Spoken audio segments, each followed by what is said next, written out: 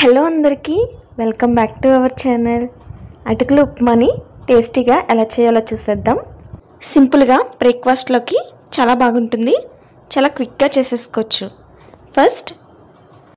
First వాటర్లో 1 cup అటుకులు వేసుకోవాలి. మామూలు అటుకులనే యూస్ చేస్తున్నాను. 2 or 3 టైమ్స్ వరకు బాగా వాష్ చేసుకోవాలి. వాటర్లో ఒక 5 minutes వరకు నానపెట్టుకుంటే సరిపోతుంది, వెంటనే తీసేయచ్చు. వాటర్ లేకుండా మొత్తం అటుకులన్నీ కూడా తీసేసుకోవాలి.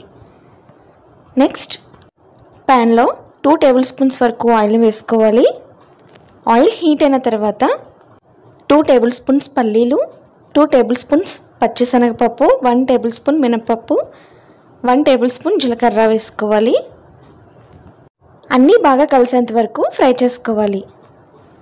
మీడియం ఫ్లేమ్లోనే ఫ్రై చేసుకోండి. పప్పులన్నీ కూడా ఈవెన్గా బాగా ఫ్రై అయితే టేస్ట్ బాగుంటుంది.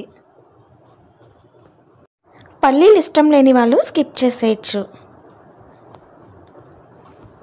పల్లీలు ఫ్రై అవ్వడానికి టైం పడుతుంది, మీడియం ఫ్లేమ్లోనే ఫ్రై చేసుకోవాలి.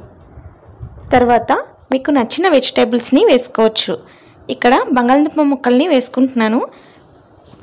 మీడియం సైజులోనే కట్ చేసుకుంటే బాగా ఉడుకుతుంది. బంగాళదుంపలు కూడా బాగా ఫ్రై చేసుకోవాలి.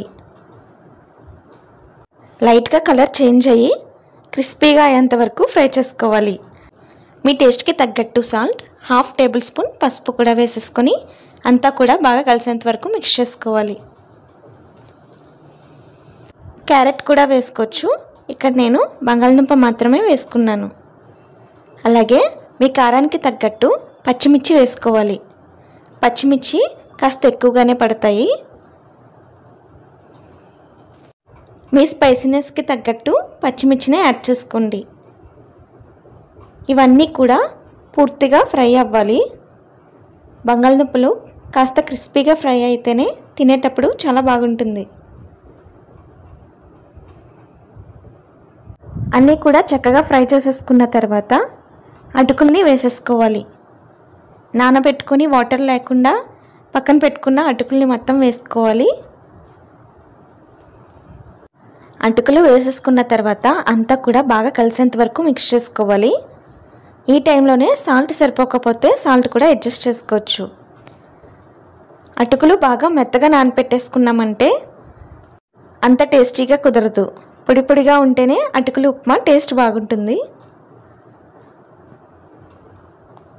ఫైనల్గా కొత్తిమీర వేసుకుంటే సరిపోతుంది. డెఫినెట్గా మీరు కూడా ట్రై చేసి మీకు ఎలా కుదిరిందో కామెంట్ చేసేయండి.